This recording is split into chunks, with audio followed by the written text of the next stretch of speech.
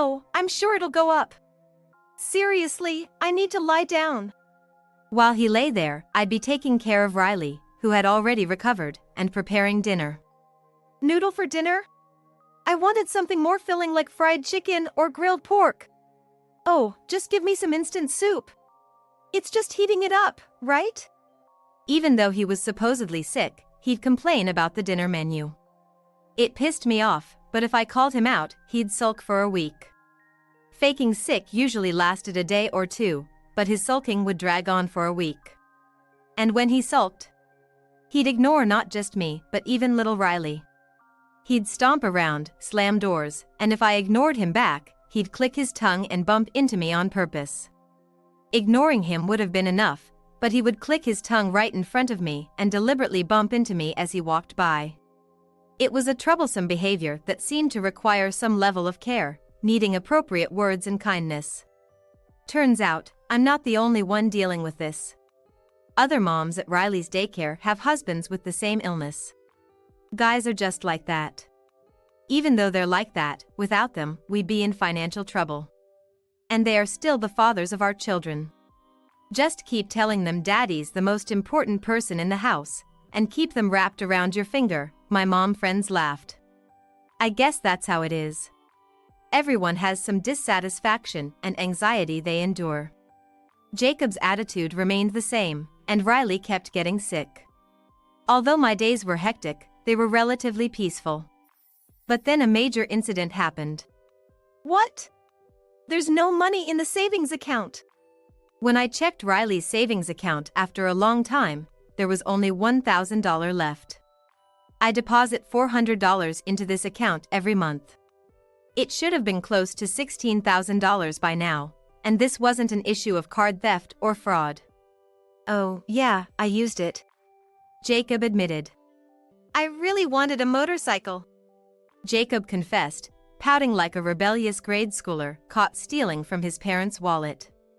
He acted like a defiant grade schooler caught stealing money from his parents' wallet. If he were still a child, a stern scolding would make him cry and promise never to do it again.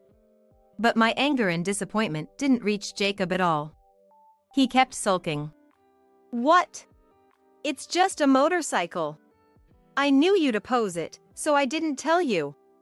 Since Jacob showed no remorse, I demanded he sell the motorcycle and return Riley's savings. But Jacob shrugged.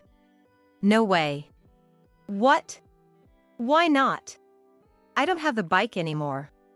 I was speechless. It turned out that he had crashed the bike in a solo accident right after buying it, and it was already scrapped. The bike had cost $60,000, nearly 4 times the amount he stole. Of course, the rest was on loan. What about your savings? I asked timidly, and Jacob stuck a pinky in his nostril. There's nothing left.